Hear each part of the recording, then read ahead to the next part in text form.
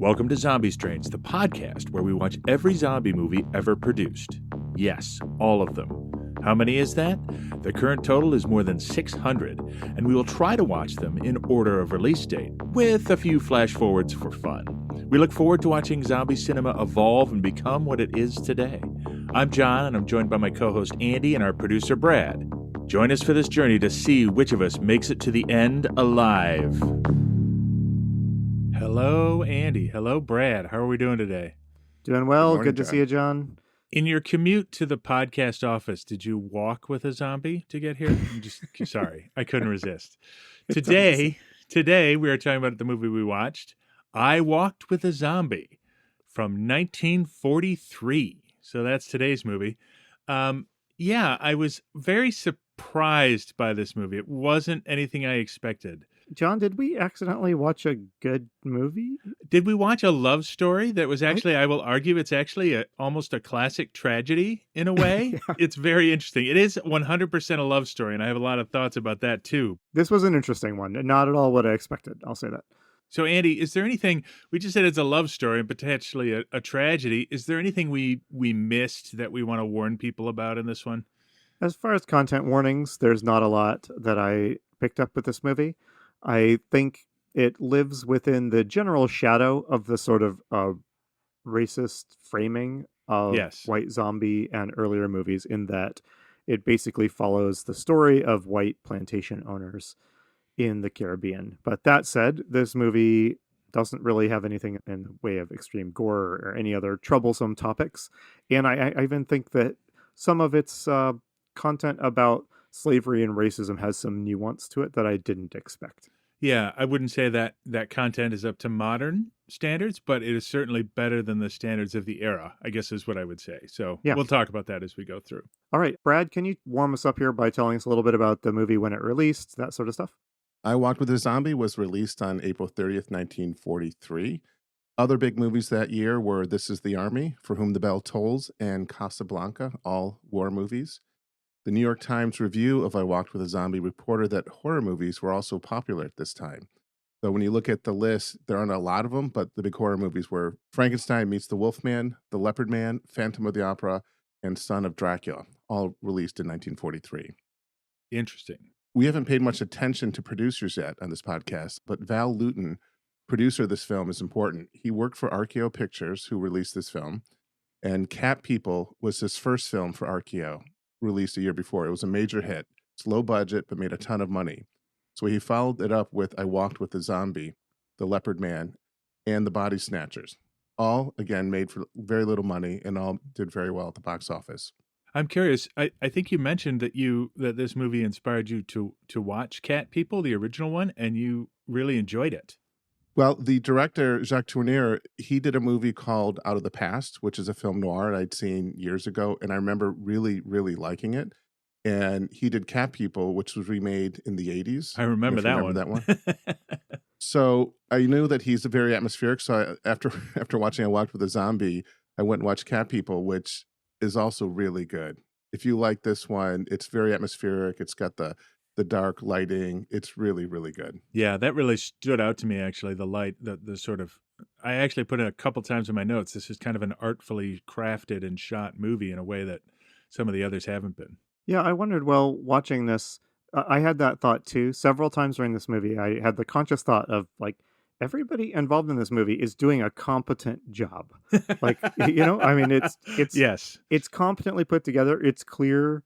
I don't know if just generally filmmakers are getting the hang of this medium by the early 40s here, or if we're dealing with a particularly talented director and cast or whatever, but it's put together with the competence that is not present in, I would say, a lot of the movies we've watched up to this point in this podcast. Hold on a second. So one other thing I'm noticing is there is a writer credit here that you've put as Charlotte Bronte. What is that about? The movie is loosely based on Jane Eyre, which is why there's such a strong romance component. I gotcha. Okay. I guess I would have been less surprised by that if I knew the plot of Jane Eyre better. So that's on me, I guess. I had forgotten the plot too. So Jane Eyre is about a guy who has his insane wife sealed up in a tower or something, right? Yes. So I think that certainly Or is it? I don't know. I often say yes when I don't know anything, Andy. Sorry. Maybe? That's a good way to get through life. So. Well, Andy, you were talking about this felt competent. The director, Jaques Tourneur, 2 of his films were selected for the National Film Registry. And that's Out of the Past and Cat People. And to get on that list, it has to be aesthetic, important, or historical. Interesting. And so you can see that he's a really good director. Yeah. So anything else before we go quickly to the cultural context? No, the cast doesn't have any big names, so there's no one really to discuss there. Box office, again, there's not much out there for this time period, but interestingly, because of Cat People, this movie was made as a low-budget B movie, but the success of Cat People allowed the studio to get a percentage of the box office. For low-budget films would get a flat fee, and then whatever additional money was made, the theaters would keep. I gotcha. But this movie had enough leverage because of Cat People to get a percentage. Huh. Interesting. Yeah, so cultural context, it's World War II, 1943. We're in the middle of it. Interestingly, a number of the movies that came out this year are war movies, right? This is The Army, For Whom the Bell Tolls, which is not about World War II, but might as well be in this context. But the other one I didn't realize was this year was Casablanca. Yeah. Which is, obviously a beloved historical movie. Something I never understood until I got old and started reading history was the importance of Monaco to sort of the Western powers in the first half of the 20th century, but that's John and Andy sneaking in a history podcast. It is interesting how many war movies are in this year. I mean, it makes a lot of sense, but that's a lot of them. This is a different podcast that we're not doing. I'm interested in Casablanca though, because I wouldn't say it's a good propaganda movie for war, unlike a guy named Joe or something like that. So it stands out to me as curious in that way. Yeah, stay tuned for our other podcast where we review all war movies. Right? All war movies, all the time. All right. Do we want to talk about the poster for a second? We do. We touched on this briefly in the last episode. I'll describe the poster briefly. In big yellow font, we have the words "I walked with a zombie," and in the background we have some kind of interesting imagery that some of which the significance of it you won't really realize until you actually watch the film. So we have a picture of what looks like a statue, and when we watch a statue of a woman, when we watch the movie, I think that is going to be the figurehead, the ship figurehead.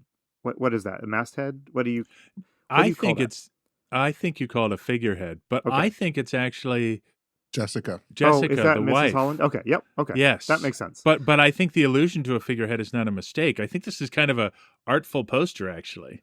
Yeah, so we've got a kind of a zoned out looking woman who we're going to learn is Jessica Holland, who is, I guess, spoiler, the zombie in this movie. And then we have what feels like a little bit of a blast from the past, which is a staring mesmerist eye. It looks like kind of like the Bela Lugosi eyes that were featured in several of the movies. I don't actually remember any mesmerism eye close-ups in this film like we've seen in a couple of years, but and then someone who looks like they're screaming or shouting while a sinister hand kind of reaches out to clutch them.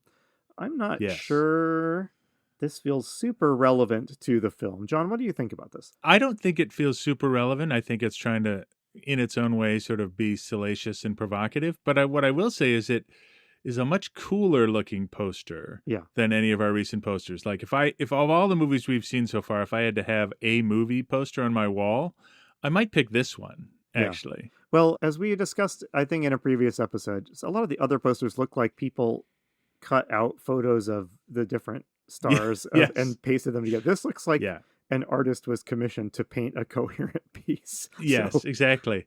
I'd also like to say, I think you do this movie a discredit, and I know it's called I Walk with a Zombie, but it doesn't have a zombie. It actually has 2 whole zombies in it. Okay, well, all right, we'll have to discuss this. The state of the second perhaps being it's you 1.5 refer to as a zombie. So, but yes. For those of you listening at home, we will put a link to the poster of this in the show notes of this episode and of every episode where we discuss a poster. So have a look at yourself and see what you think. Well, let's get started here. So another first for us in this movie, and I have no idea if this is common in movies of this time, but it starts actually with a voiceover from the protagonist. I had this thought, and not just a voiceover, but I think a narration through the film. Yes, it happens. It happens. It's not nonstop, but it does occur as a regular thing in the movie, 100%.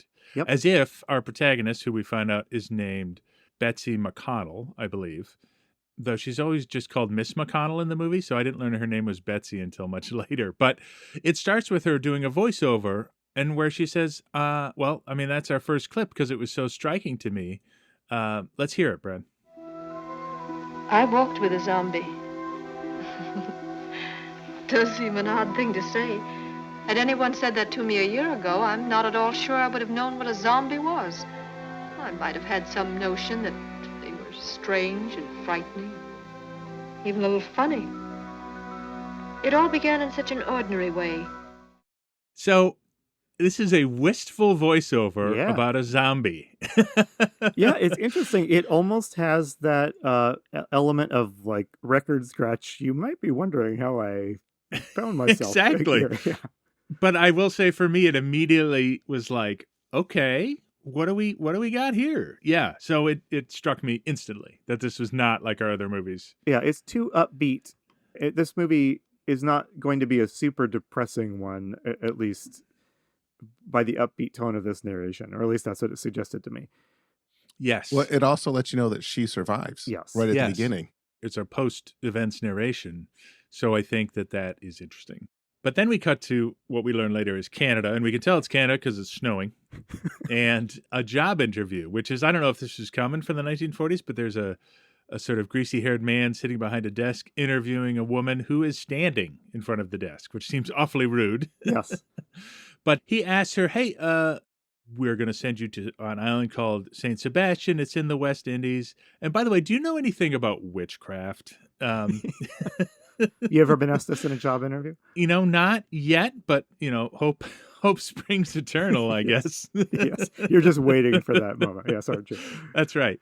So the plot is very quickly laid out. There's a man named Mr. Paul Holland. He lives on the island of St. Sebastian. They'd use the term West Indies. Again, we would call that the Caribbean or the Caribbean today. I think this is a made-up island, although feel free to email in angrily if I'm incorrect. But I Googled around and I couldn't find St. Sebastian, unless its name has changed. And so Mr. Paul Holland, his wife, who we later learn is named Jessica, is ill and they need a nurse. And she seems excited about it. We also get the impression, if her character here reminds me of the lead in The Ghost Breaker. She sort of has that easy confidence and smart, she's clever. I think she cracks a joke about, moving to the West Indies on her own. So she has that same kind of independent woman, confident vibe that we got from Ghost Breakers. And she meets Mr. Holland on the boat. Yeah, then we cut to them setting sail. And actually, we talked a little bit about this being an artful movie. I think in a lot of our movies, a lot of the aspects of voodoo or Haitian culture were immediately, how do I say that? They're immediately thrown into shock or seem shocking. Yeah. The next question I had was, is this set earlier? Because she takes a sailing boat, like a schooner. I noticed that too. I don't know when this is supposed to have been set, but it's hard to imagine this wasn't, in the 1940s or late 30s, just by the way everyone's dressed and behaves. And I think it could be, a sort of artful suggestion that she is moving backwards through time. I think that could be a metaphor, or it could just be it's a small island. We don't know, but what we do know is in a future scene that we talk about a figurehead of a ship just like this, so that may be all there is to it. They want to set up the sailing vibe. But what we get to first is the workers on the boat are singing. And the reason I brought up that sort of inserting the voodoo stuff to shock is they're singing a song, but I don't think it's intended to be horrific or scary at all. In fact, it entrances Betsy. So our protagonist, Betsy, is very charmed by the entire experience. And I think the singing is part of it. But she runs into her new boss on the boat, and he is a little less cheery. And he sort of states his worldview very frankly to her. We're only 3 minutes into the movie, and this is what we got going on for her. It's easy enough to read the thoughts of a newcomer. Everything seems beautiful because you don't understand. Those flying fish, they're not leaping for joy. They're jumping in terror. Bigger fish want to eat them. That luminous water, it takes its gleam from millions of tiny dead bodies. The glitter of putrescence. There's no beauty here, only death and decay. Yeah, that's a pretty blunt statement of this movie's theme, I think. And yet somehow Betsy realizes she might be in love with Paul Holland. Yes. Well, we'll get to that. Yeah. So next time, we're all married, but if we, fans out there, try that as an opening line, see if it works. Yeah. Put it in your dating app, see if that helps. Yeah, he has a good line in here. He says something like, everything good dies here, even the stars. So we have a real glass is half empty sort of employer here. Yes, exactly. And then they disembark. And this is another hint to me that it was in the past, because Betsy takes a carriage to her place of employment, which is, we find out, is called Fort Holland. But it looks like the back of a Model T attached to two horses. It's like this weird old carriage. I couldn't quite figure out what was going on here. And then we got an exposition from her driver, who is black, about how the Hollands brought slaves to the island. And they also brought somebody named T. Misery here. Now, this is sort of an honorific among black people on this island. They say T, like T.I.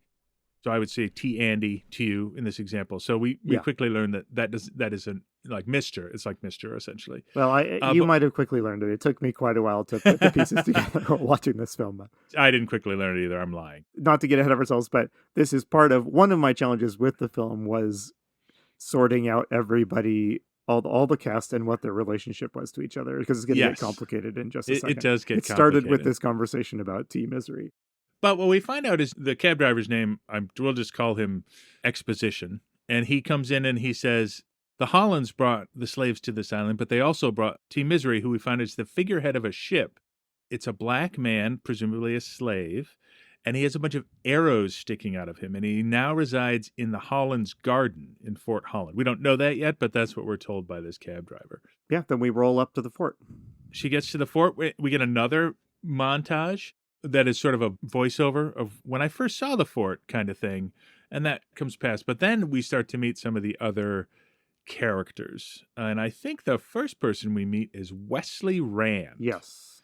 Who is Paul's brother. Half-brother. Yes. Yes. It's important, but also complicated. So we're pretty quickly in here, and there's a lot of names and stuff. It all does become important. I'm in one of those places where do we want to confound everybody with all of the relationships right out of the gate? Well, let's just list the key figures that we need to know to understand the rest of this movie, right? So we have Paul Holland, the owner who hired Betsy. His half-brother, Wesley Rand. Their mother is also here. Mrs. Rand. And we learned that Jessica is here. Jessica, that's Mr. Holland's wife. Do we know why Betsy has been hired yet? We don't. We just know it's been to look after Jessica, but Betsy doesn't even know what that means yet. You know what I mean? I marked down in my notes that I was very confused by all these characters at this point. Yes. It does become a little bit more understandable as we go along. But we basically have two half-brothers and their mother and the wife of Mr. Holland. And we're going to learn there's quite a bit of backstory to all these characters. And what we learn, and I don't think we ever get to the whole bottom of the truth, but the summary of what has occurred here is that something happened to Jessica. She either caught a fever or was terrified within an inch of her life or sort of went mad. We don't really know. There's different versions throughout the movie. But what we do know is that she was married to Paul when this happened. Wesley blames Paul, his brother, and Wesley also, I think, was in love with Jessica. Yes. And this is the first part that I think is very tragedy-esque. This is a high-quality movie, and I don't want to oversell it, but if I think of it, just to bring in the ultimate tragedy, let's pull in Hamlet, for example, right? We're talking about a story of a man who sees the ghost of his father, and there's always this uncertainty about how did his father die? Was it poison? Was it not poison? Like, this has that same vibe of there's a tragedy in the background here that we don't fully understand, or that something that happened in the past that is influencing current events. And so that's why I call it a tragedy. Am I reaching for that? No, not at all. And not everyone involved even understands the full impact and the details of what happened. Yeah, and again, to take another classic example, in Oedipus, the king doesn't realize that the person he killed was his father until much later, right? So it's a trauma from the past coming forward into the present, and I think that's sort of what this movie's about. Yeah, so, I mean, is it safe to say this movie is going to be about Betsy's relationship with these different people? Her relationship Yes. with her employer, Paul Holland, the gloomy guy on the boat. Her relationship to Paul's wife, who we're going to learn is We're going to meet in just a second. basically Yeah. catatonic and Betsy is taken care of. And then Wesley Rand, the half-brother, who's got a big chip on his shoulder, and we'll learn more about that as we go along. There is a brief moment where they talk about, well, there's two lines I wanted to pull out of here. One is there's drums, of course. Yes, I noted that too. But I first noted that with a sneering mentality, but then it was explained that these. So I thought, okay, here we are, the use of the drums to signal, oh, scary, spooky. Where's our croaking frog to go with our scary drums? Yeah. Exactly. But then they reveal that the drums we're hearing in this one are actually, it's a signal for the mill workers in the way that in a factory you might have a whistle to signify times or whatever. So they kind of demystified what has been in most of the movies we've watched to date. Yes. A lazy way to say, be scared by the native population. Right. And the other thing, Wesley makes a crack about his brother being a Byronic character in Yes. Lord Byron, which I thought was also funny and a little above the grade of the movies we've been watching so far. Yes. So that all happens. They get through dinner, and now we head to the evening. Betsy's getting ready for bed, and she looks out her window and she sees someone in a white gown walking in the garden, and she hears crying. And there's a lot of things that go on here, and I think they're all interesting. But just to sort of set up, she follows this figure into a tower. Can I just say that these movies Yeah. sure love like willowy women in white dresses, Yes. white gowns. Yes. She has white blonde hair. She is pasty white. Not Betsy. Betsy is sort of dark haired, but Jessica, who we learn this is. So Betsy gets up to investigate, follows this figure into the tower, and they hear this crying. And we sort of figure out what the crying was. And we'll get to that in just a second. But she gets up to investigate and has an alarming encounter with Jessica. You know, I thought this is, again, I'm like, this is really cool looking, the way Yes. they shot the shadows and made this scary. This is a great scene, and it just reminds you that you can wring tension out of just very simple scene. The tension here is she encounters Jessica, she follows Jessica into this tower, and Jessica Yes. is walking around, but she's not responsive, and she looks genuinely creepy, and she sort of follows and then looms up towards Betsy in a threatening manner. But Yes, it's she doesn't all very creepy. Yes, she doesn't snarl. She doesn't have a weapon. She's just scary looking, and I think it really works here. So Paul comes running. This causes Betsy to scream. Paul comes running. So does one of the maids. And we discover the crying was not Jessica, because it couldn't have been, according to Paul. It is one of the, and this is where we sort of get into a little bit of that nuance about slavery I wanted to talk about. This woman who works on the plantation had been crying because I think she had a nephew who was born. They say, my sister was brought a birthing. But the point that Paul explains to Betsy in this is that the way that the women that work here, who the former slaves, when they have children, that's so ingrained in their culture that when it happens, the first thing they do is cry. Yeah. Which I thought was interesting. And they laugh at death, right? It's sort of Yes. an inversion of the emotions that you would expect. Because life is suffering, or life was suffering for at least for their ancestors. Yes, and the other thing we run into is we see the figurehead at this point in the garden, which is clearly a slave, sort of hit with arrows, that was the figurehead of this ship. And it just seems to me, again, like this is not certainly enlightened thinking, but Paul and the other characters here seem to have a sensitivity around the history of these slaves that our other movies have not to this point. Yeah, totally agreed, yes. The maid who tells us this also kind of gives us the rundown on Mrs. Holland's condition, right? The maid is Alma, and she occurs Yes. throughout the movie. Yeah, and we sort of get the skinny. She tells Betsy that Jessica, Mrs. Holland, was very sick, and then she went mindless. I want to ask the question at this point, because there's all this stuff going on. Does this movie feel like a horror movie to you? It does not, no. No, it doesn't. It's got some then we'll get to one soon, some truly effective bits. And this past one was one of them, but the overall vibe is not one of tension and horror. No, I think there's elements of it that evoke that sort of a gothic story, with your kind of isolated castle and your Yes. kind of guilt and secret laden cast of characters. But it's not a gloomy or menacing aesthetic. No, and like, for example, Betsy isn't trapped there, right? Right. On her day off, she goes into town and it's sunny and she has a drink in a cafe. Like, it doesn't feel like a gothic in the sense that she can't escape or is trapped there by some horrible curse. And in the morning, Paul, her employer, is really irritated with her and just basically says, "You are just a frightened girl and I need somebody who's more mature than you are." And specifically, he's mad because she freaked out when she was confronted by the catatonic Jessica. Yeah, but Betsy defends herself in the following way. Frankly, it was something of a shock to see my patient that way for the first time. Nobody had told me Mrs. Holland was a mental case. A mental case? I'm sorry. Why should you be? My wife is a mental case.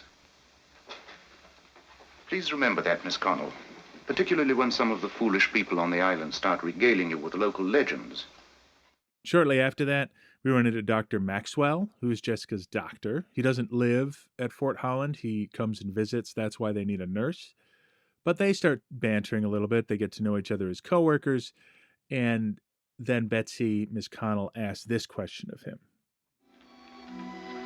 But I don't know about zombies, Doctor. Just what is a zombie? A ghost, a living dead. It's also a drink. Yes, I tried one once, but there wasn't anything dead about it. But we've a more serious problem to deal with, Miss Connell. You want to know about your patient, don't you? Please. I'll try to put it simply. Mrs. Holland had a tropical fever, very severe. We might say that portions of the spinal cord were burned out by this fever. The result is what you see, a woman without any willpower, unable to speak or even act by herself, though she will obey simple commands. Does she suffer? I don't know. I'd rather think of her as a sleepwalker who can never be awakened. So we get this tension, and I think we had a little bit of this tension in some of our early movies. Certainly a Wanga, I remember it, there's this voice of reason that says that's a bunch of silly nonsense. There's a scientific explanation for this. But there's a tension that, is she a zombie? Yeah. Like, did you get that, a sort of divided mind like a lot of these movies have? Absolutely. And we'll get into it later when we get closer to the conclusion. But this movie, I think, is very much talking about just the two different perspectives from which you can look at the same situation. From this sort of Western scientific perspective, Mrs. Holland's condition can be explained, with these clinical terms. The people that live on the island, their perspective is, maybe more magical, and they're describing the same thing, but they're using different vocabulary for it. And this movie is going to say something, I think, about the way that you communicate from one of those camps to the other. Yes, I agree. So is it worth pausing for a minute, John? So sure. At this point, Jessica she has been described as a zombie. The doctor started all that conversation we heard by saying she makes a beautiful zombie, doesn't she? So do we want to pause here and talk about, as zombie fans, if this is our zombie, what are we looking at? My thought was we're looking at somebody who is mesmerized to become a zombie, but we don't know who the mesmerist is, right? There's some other force acting on her. Yes, but I don't think of her as in King of the Zombies as as in Bowery at Midnight as that sort of more closer to what we know as a zombie cannibalistic creature who died. Yeah, she's not hungry and aggressive and shambling around. This is, I think, a callback to White Zombie in some of those earlier films where a zombie is simply someone whose will has been removed from their body. They have no agency over themselves. Yes, and I think we get, definitely get the same vibe as White Zombie, where the woman had a white gown and blonde hair and sort of, wafts through the scenes, these darkened landscapes. So I think, that vibe too. Yeah, there is a reveal towards the end about the nature of Jessica's condition, Yes. that will answer the question of, is this type of zombie a dead person brought back to life or a living person simply stripped of their will? And I guess I'll try to wring a little tension out of that question as we work our way there, John, right? Yeah, absolutely. So things are tense. Paul does not like Betsy very much. Yeah, what do you think of Paul, Mr. Holland, at this point? Because I thought, at this point in the movie, I thought he was a pretty huge jerk. I think he's a pretty huge jerk, and I think we're going to get the feeling that Jessica's state is his fault, right? He was the sort of person who cruelly drove his wife to madness. And I think that's the impression that, it's a good segue to our next scene. We run into Wesley. Betsy gets a day off. She runs into Wesley, and they get a drink together, and we start to hear the lore of what happened from the locals' perspective. This is such a neat way to get some exposition in, some backstory exposition. How does Betsy learn what the backstory is, John? So her and Wesley decide to have a drink. And Wesley, I believe, Betsy has a tea, and Wesley starts knocking him back. He's clearly drinking a lot. It's definitely suggested. I think later she says that he is not an alcoholic yet, but I don't know. I think I'm not sure what criterion he hasn't met. Exactly. But I will say, first of all, in the daylight, Wesley looks a lot like Will Arnett. I just want to point that out. I got this. I was like, he has that vibe of that sort of smug, handsome, yeah, sure, whatever you think. I got that vibe from Wesley, the false confidence. I want to credit this movie for the characterization of Wesley here. When you first encounter him, he seems like he's like the friendly counter to his half-brother, Mr. Holland. Because whereas Mr. Holland is stuffy and kind of vaguely rude and really negative, Wesley he's friendly, but he's a good hang. Yeah, he's the one who's fun to hang out with. But starting in this scene, we are going to learn that maybe it's not such a positive character, I think, as we have been led to believe. One thing I want to note, just to skip back for a second, people throughout this film repeatedly refer to how beautiful Mrs. Holland used to be, and it just is such a strange way to say it. I mean, someone is beautiful or they're not, and when you get sick, strange. you don't lose whatever quality you had that made you beautiful. But it's just kind of a funny way to say it. But all right, so anyway, back to the marketplace where Wesley and Betsy are sharing a drink. Yeah, so it's interesting. So there's a local band, and they're just singing songs, and they start to sing a song. It's not like the blues. It's like there's a genre of music, and I don't know what it is, but it's sort of a repetitive song, a cyclic song where they're telling a narrative as they sing it. And we realize, without using names, they're telling the narrative of the Hollands coming to this island, bringing slaves, Holland's wife going mad, Wesley being in love with Jessica, the whole thing. And when the waiter sees Wesley, he says, I'll go tell them to stop and sing a different song. So I thought this was incredibly clever. I thought this was just a really clever way. It did make me laugh. I mean, they're singing it like it's like a folk tale, except the subject they're singing about are people that are alive right there on the island. And it just made me think, I guess every folk song had to start by singing about contemporary events, right? So, right, exactly. There is some reference to Greek mythology here that went over my head a little bit. It went over mine as well. Yeah, so either the movie is being smarter than us, or maybe not. But Wesley gets really mad when the song starts getting into more detail about Wesley's falling in love with Mrs. Holland. And the singer comes up and apologizes, but we get the sense that he maybe doesn't really mean it, because as Wesley gets drunker, so here's the end of the scene, which is, I think, amazing. Wesley is passed out drunk, face down on the table. It's now the evening. The singer comes out of the darkness singing the song again, and he sort of predicts that Betsy will come to the same harm as Jessica if she remains in Fort Holland with Paul. He finishes out the verses and kind of completes the story that got interrupted earlier.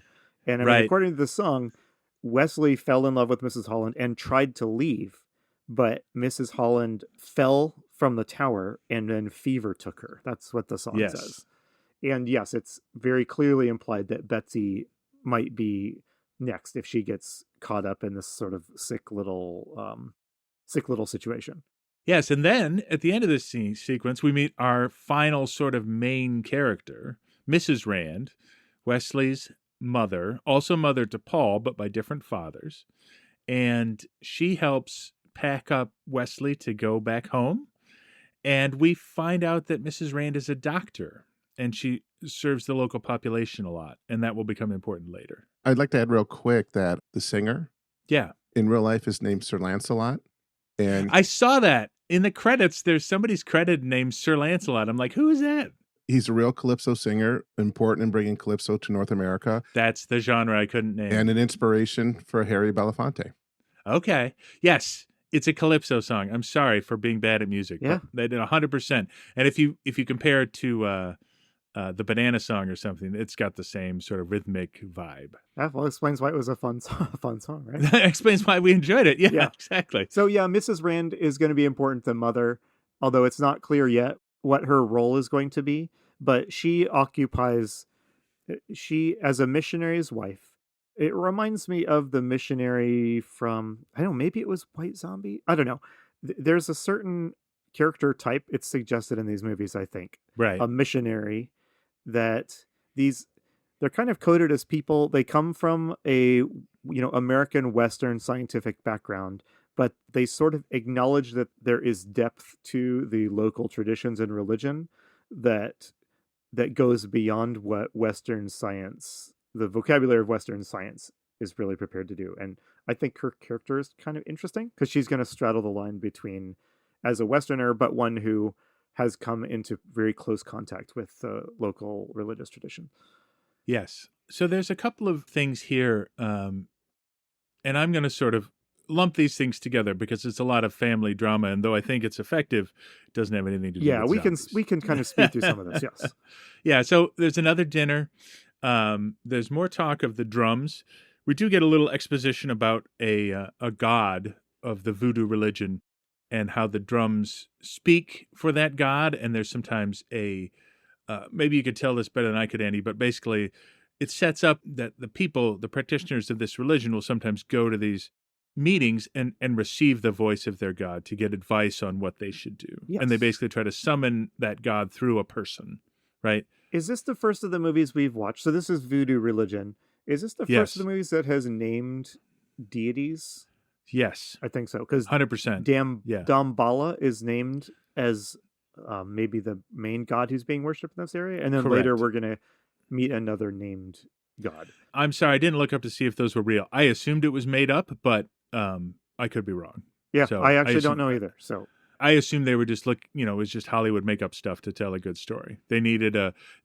For plot purposes, they need a place where people go to speak, almost like confession, and this is how they set that up. Well, I don't want to give this movie too much credit, but this feels like... Real quick, Damballa is a West African Haitian voodoo spirit god. Okay, so let's give the movie credit for at least getting the name right, even if they don't get I want to give the movie credit just generally for portraying voodoo here as a religion with coherent practices and ideas. Yes. Rather than... It doesn't exist just to scare white people. It's not just a scary, vague thing that can explain whatever bad things are happening to the white people.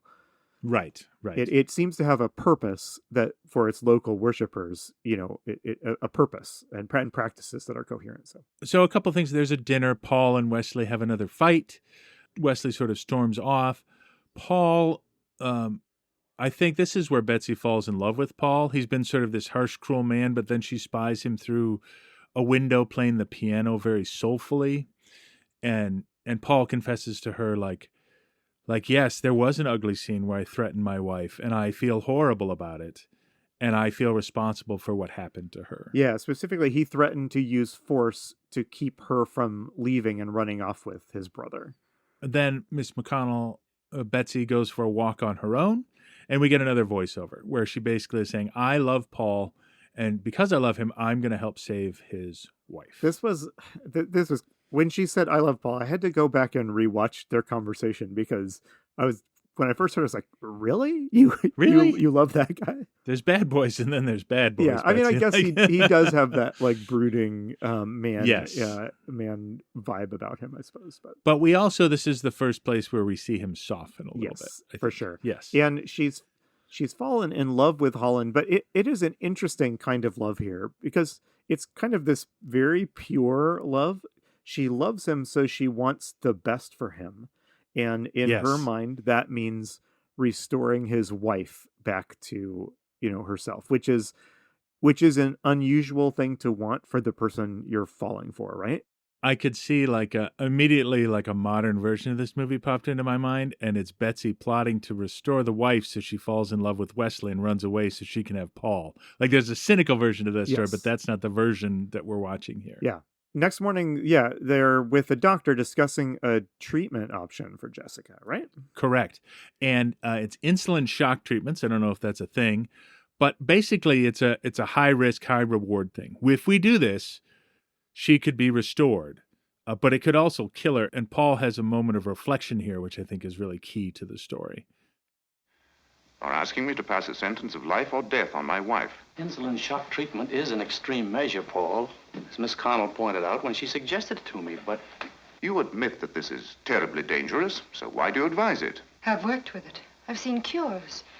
It's at least a hope. It's the very danger itself, Paul, that makes the cure possible. Insulin produces a state of coma. Then the patient is revived by a violent shock to the nerves. That shock can kill, but it can also cure. So they try this. And Betsy says something interesting here because Betsy is among the group encouraging them to try the treatment. And she describes Jessica as living in a world that's empty of joy or meaning. Yes. And I actually struggled with what clip to include here because the clip we shared has the stakes, but Betsy's comment is really framing the decision thoroughly. You know what I mean? So they do the treatment. It doesn't work. But Paul thanks Betsy for giving him hope. Now, it's the next day again, and if there's anything you wanted to tap on, let me know. But the important part is we run into Alma again with her whole family, and the new baby is there. My note I had for this scene was that Betsy is fawning over this adorable little baby, and she gives it a very swallowable pin that she she attaches to its shirt. It's like, thanks a lot, lady. Yeah, it's like her nurse's pin with like the entwined snakes or whatever, but she's like, oh, you're so cute, and she gives it to the baby. Well, I just wanted to know, I don't know if this is getting more common in this movie, but this interaction between Betsy and Alma and her extended family doesn't really have any of the racial tension, the racial overtones that have been in movies. They're just people talking to each other. It was about life. It was weirdly refreshing to watch. Now, that's interesting because Alma suggests, well, sure, that doctor can't help you, but maybe there's another doctor that can.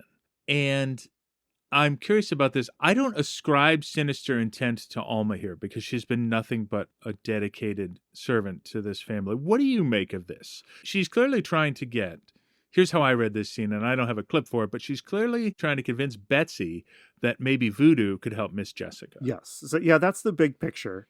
And that's the idea she's planning in Betsy's mind, that where modern science isn't working, maybe voodoo has an answer. I didn't read sinister intent from Alma because... I didn't either. Alma makes the case that, there was someone in her community that had a very similar problem to Jessica who was cured, right? Mrs. Rose. Yeah. Miss Rose. Yeah. Yep. So I think it's honest, good intentioned advice, but I think so too. I agree with you. I mean, things are about to take a more sinister tone, I think. And it does. This isn't like a Faustian bargain, but there is a little bit of that DNA here, I think, in this exchange. Yeah, and so just real quick, before anything else happens, Betsy does drop in at the mission, see Mrs. Rand, and she asks about the voodoo cure, and Mrs. Rand is like, it's not real, right? Like we trick them into, we use some of their voodoo terminology for our cures, but it's not, they're mistaken. Don't mess around with that she stuff. Describes the voodoo practices that heal as practical psychology. It's an interesting exchange, especially given what we're going to learn in a little bit about Mrs. Rand. But we see that Betsy is unconvinced. She wants to try it because she wants Jessica to be better for Paul, is what we're given. So she talks to Alma and gets directions.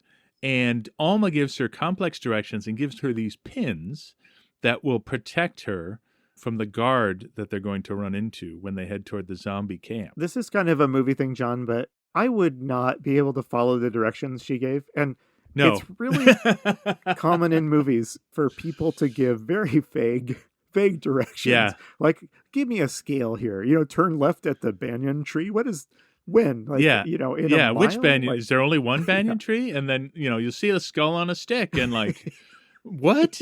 Yeah. So we don't need to go to the detail, except to say this is another really artful, scary scene. If there's a horror scene in this movie, it's this whole sequence. Yes. Describe this to us. Yeah, Betsy sneaks out at night, leading Jessica along. And they have this is a neat sequence. It's a pretty extended sequence of them just traversing the countryside, following the directions that Alma gave them.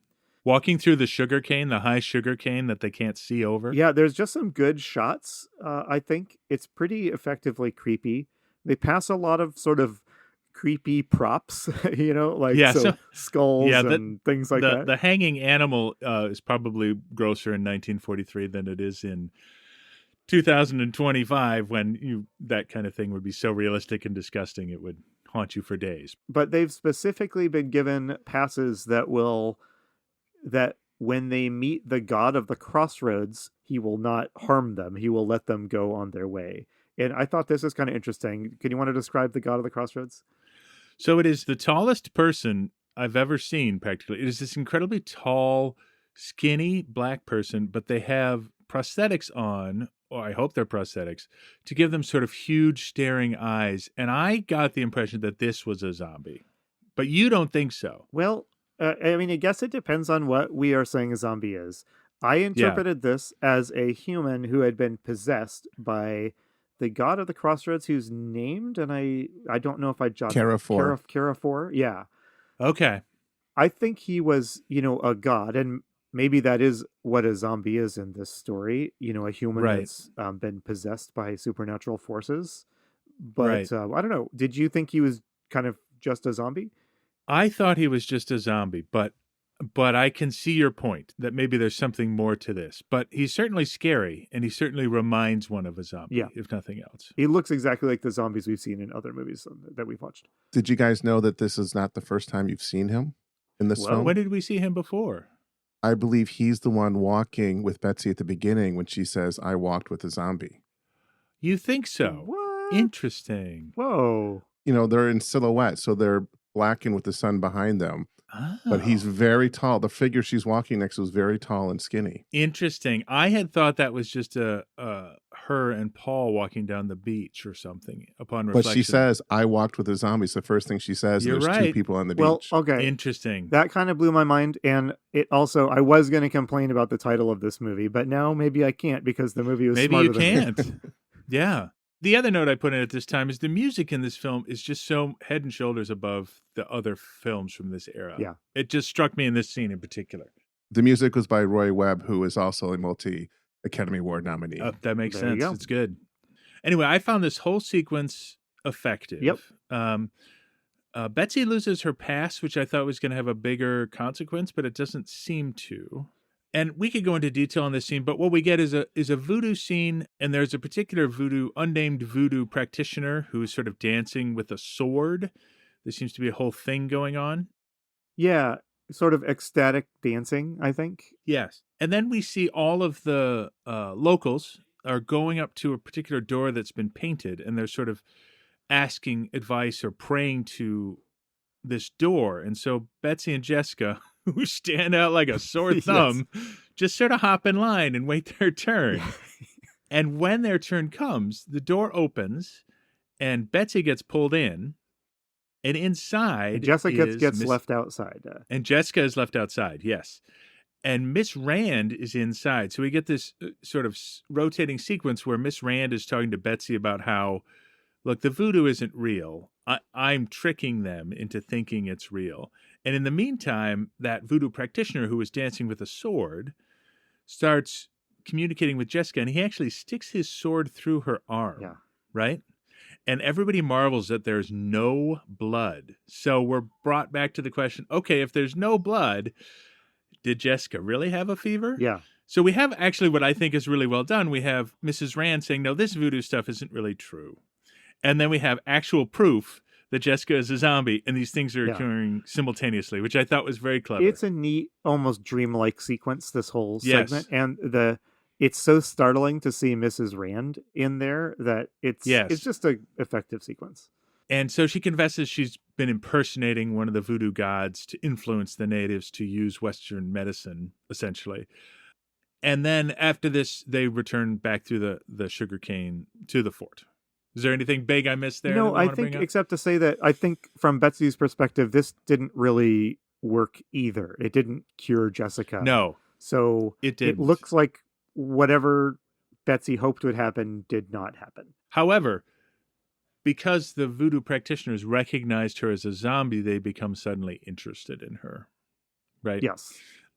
So they get back. Paul scolds her for taking Jessica, but they sort of have this moment where Betsy confesses, look, I did it for you, right? I want you to be happy. And in the morning, the following morning, the police, they call him the commissioner. Basically, the local police come to visit Paul, and there's a big to-do, and it seems like maybe Paul is in trouble for whatever happened to Jessica way back when. Is that what you took from this scene? Yes, and I wanted to add to that sequence where Betsy confesses to Holland what she did. This scene, he basically says, why are you assuming that I want her back? Yes. That was another clip that didn't make the cut for me, but it was very, very sort of interesting, showing his mixed feelings about this. Yeah, so at this point, your mind is going, well, is she a bad person? Is Mr. Holland, did he, try to kill her? I don't know. I was not sure what was going on, but I liked it. So we think there's going to be trouble for Paul.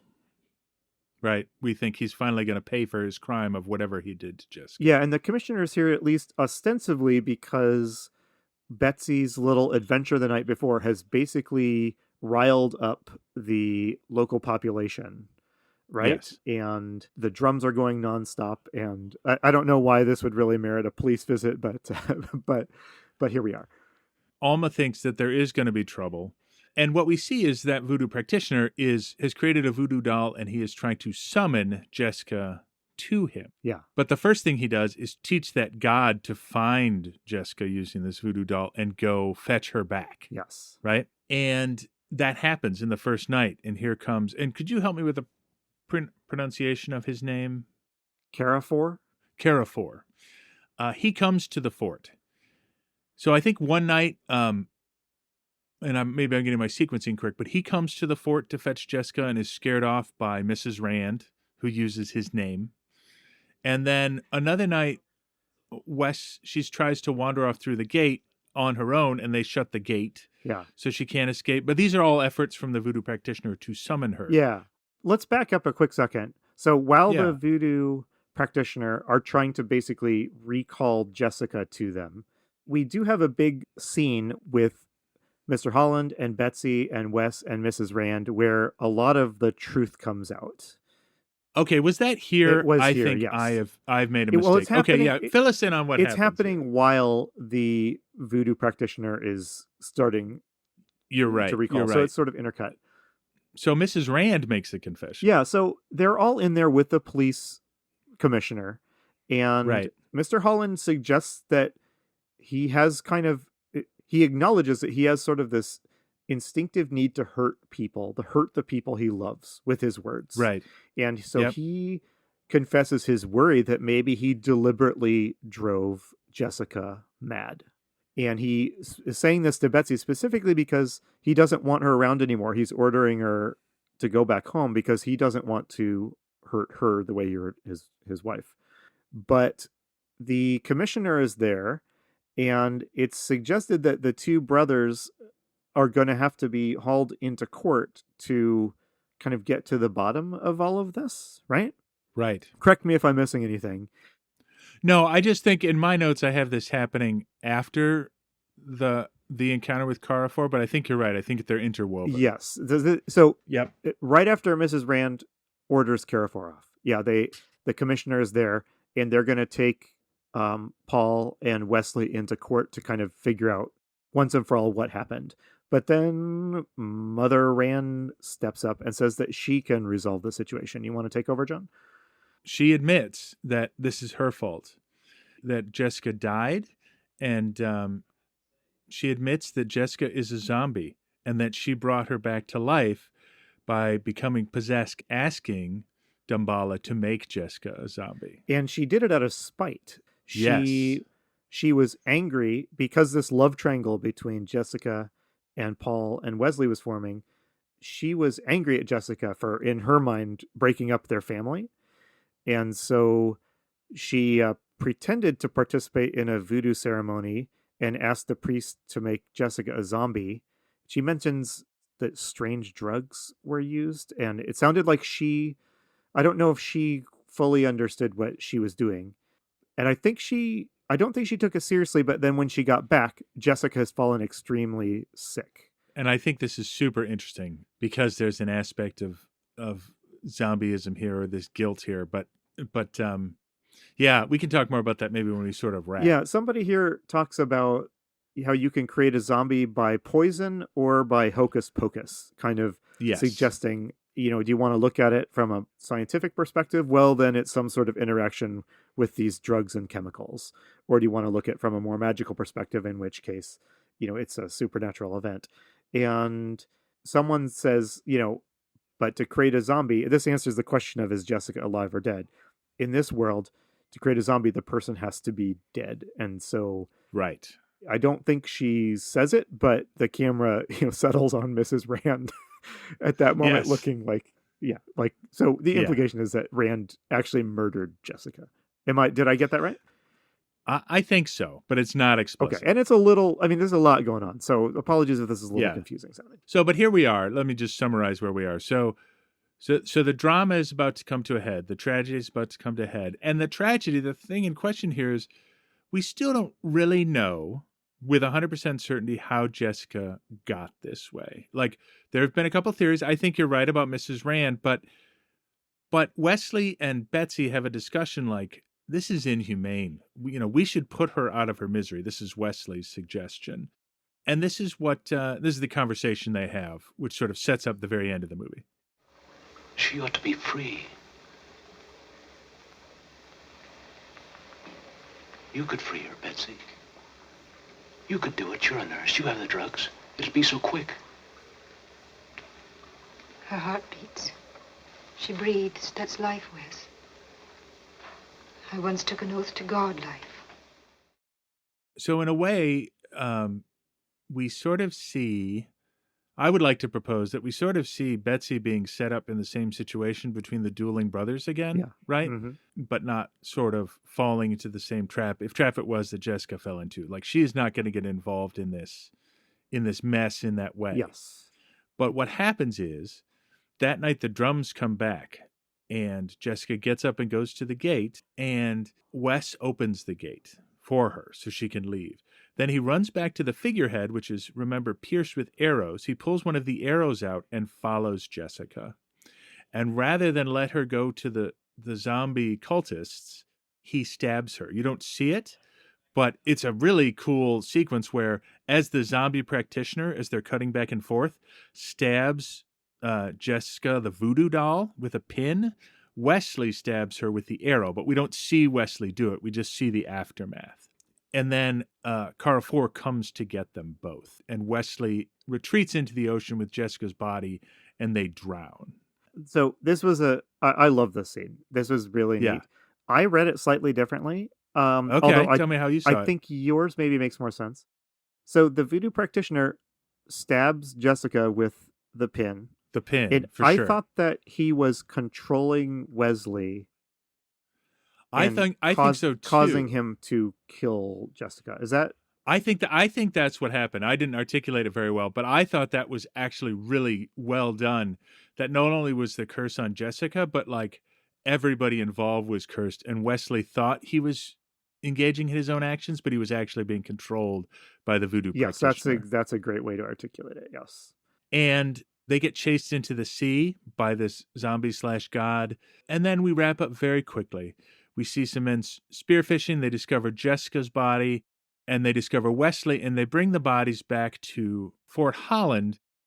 There's this voiceover at the end. I'm not sure if it's from anything or who is even saying it, but it sort of puts a bow on this whole tragedy. O Lord God most holy, deliver them from the bitter pains of eternal death. The woman was a wicked woman, and she was dead in her own life. Yea, Lord, dead in the selfishness of her spirit. And the man followed her. Her steps led him down to evil. Her feet took hold on death.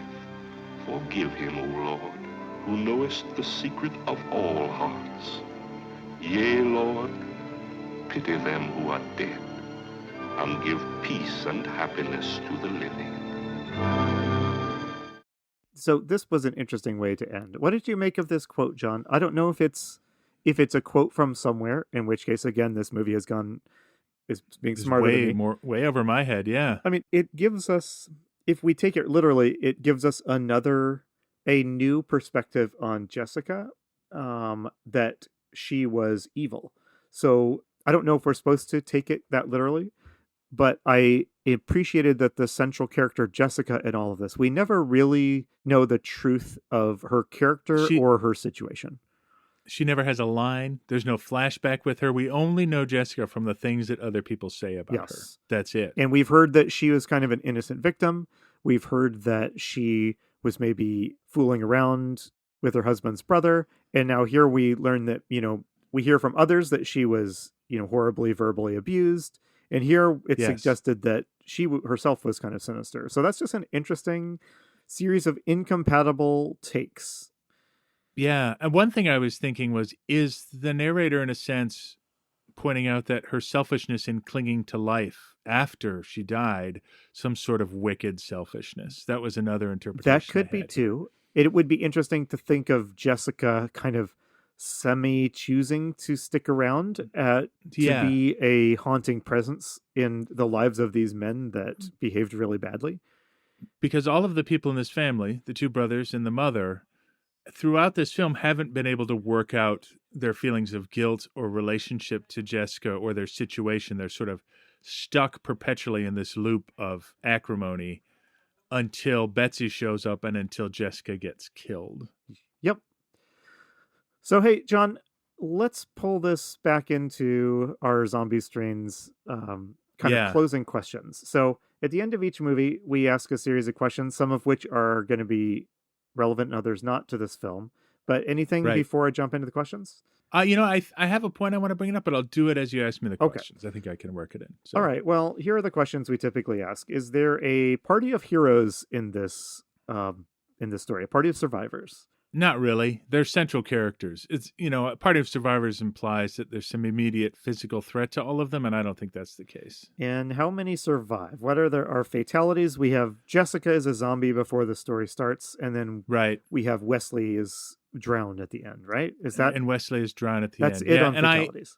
That's it on fatalities. I'm curious about if we don't think Carafor is a zombie, then though he drives Wesley into the sea so that Wesley drowns, is count as a zombie kill? I think I'm going to say yes, because I think there's enough ambiguity there to say yes. I mean, if he's not a technical zombie, he is certainly he's playing the part of he is certainly a zombie type of character. So, right. Is there a zombie horde? No, just the one. Just the one. Is the world threatened?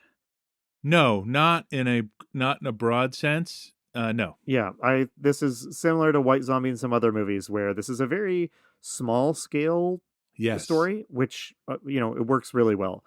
And what type of zombie strain are we looking at in the zombies we see in this film? Clearly at spiritual zombies, reanimated people through magic, basically. I think so too. The Western characters in this movie do a lot of talk about how it's scientific. But I think the movie comes down pretty clearly on the side of this is real supernatural activity. Yeah, once she gets stabbed in the arm at the voodoo gathering, I feel like there's no question she's dead. Yeah, I there's a lot of interesting stuff in that. I like the sense this movie creates that having triggered this sort of supernatural chain of events, it's at least somewhat out of the hands of the human beings involved. Right. So I don't know. So we'll call it, this is our mindless zombie. There is no zombie master like there are in earlier films, but it is Not explicitly really. stated that the zombies are, will follow orders and are open to suggestion, right? Correct. Yeah. Anything new? Any new zombie strains that cropped up in this movie, John? I don't feel like there are. I feel like this is where I want to sort of make my point about the different zombie strains. But I'll answer the question first by saying no. I think this is one we're familiar with. So, I mean, normally I'd ask you to go through your 4 pillars of the zombie movie. I think we've kind of touched on all of them. But do you want to talk? What is your point you want to make about the zombie strains? Here's what I'm learning about. I still think those 4 pillars really are applying to zombie movies, and there is one of them here, right? Just to rattle them off quickly. There's apocalypse, contagion. Neither of those things are true. There's loved ones turning against you, which I could give a tentative yes to because at times Jessica is intimidating or scary to people. Yep. But it is tough moral choices, which is maybe the one pillar that is strong here because the conversation that Wesley and Betsy have about whether or not they should kill her is not exactly the same as we need to kill this zombie before it animates and kills us. But it is, we have to make a tough moral choice about letting this person live. Yes. Because they are a zombie. And I think that's clear here. So, but I wanted to make another point, which is I'm starting to see zombies as a trope that are used in other forms of storytelling to make a point. So I'll make this point. Let's say Doctor Who is an example. The trope of Doctor Who is time travel, right? But what happens when Doctor Who does all this time travel, he encounters and gets to tell a bunch of different kind of stories. And what I'm starting to see in these zombie movies, what we have here is a love story and a tragedy. So the previous episode, we had a mobster story. This is a love story and a tragedy. Before that, we had different kinds of stories. We sort of had a gothic horror story in White Zombie.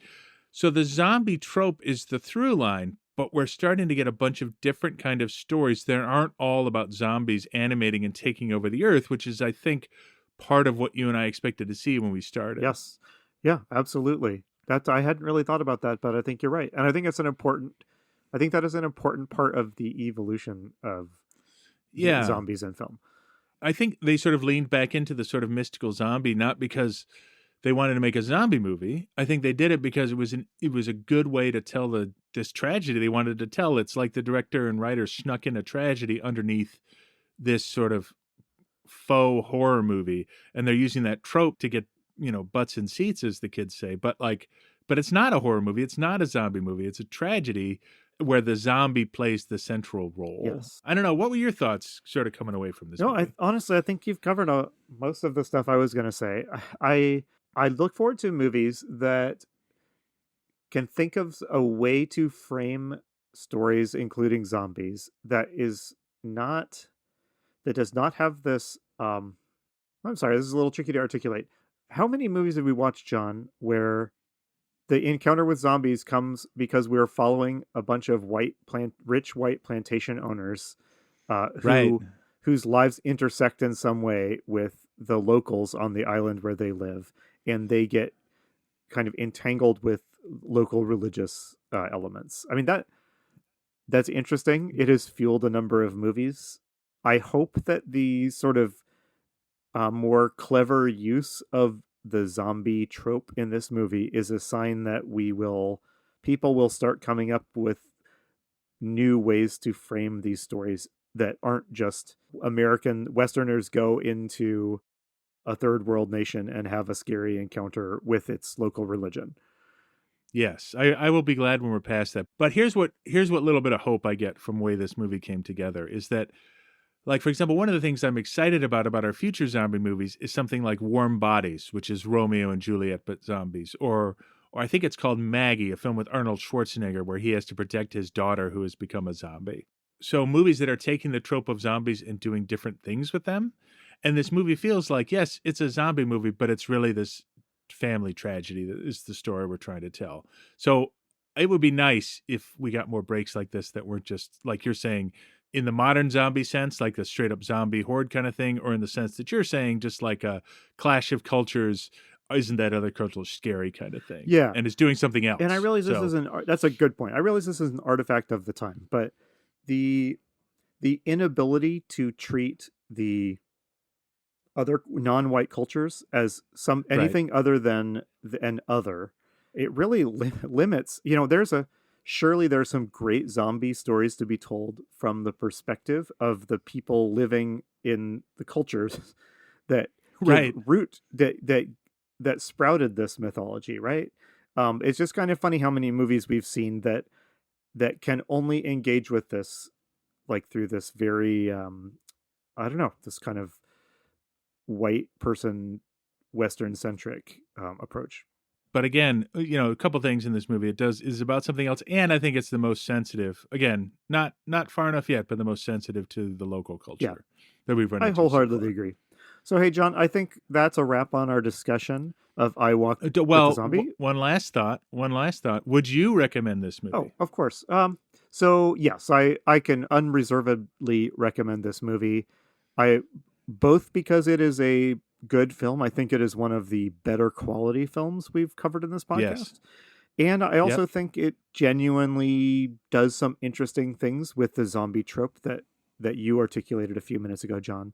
I can easily recommend this. And I would say this is up there with Wonga. Yes. You could, if you're just going to watch one movie about white plantation owners in the Caribbean who run into zombies, probably watch this one. If you want to watch a worse movie, but that has an amazing performance in it, watch Wonga. Yeah, I agree. If you do that, you could probably skip, White Zombie and a number of the other ones we've watched. And Bowery at Midnight. Yeah, I think what's a relief to me is that I think I forget when you watch an old movie like Bowery at Midnight, for example, or Maniac. Maniac is much worse, but they're just movies that aren't very good in a way. You know what I mean? Yeah. And you sort of watch these old crap movies and you realize, well, why do people fall in love with these movies? And then you run across a movie like this and you're like, oh, this is why. This is actually a moving, engaging story. And you sort of forget that those are out there. You think it's just like one island in the sea, Casablanca, 1943. That's the only good movie from the 40s. No, there's a lot of them. And now Brad has inspired me to want to watch Cat People too. But that's not what we're going to watch next. No. Is it? So, yeah, wow, what a setup. Brad, what are we watching next? I am so sorry to do this to you guys. You sound so hopeful about the future of cinema. No.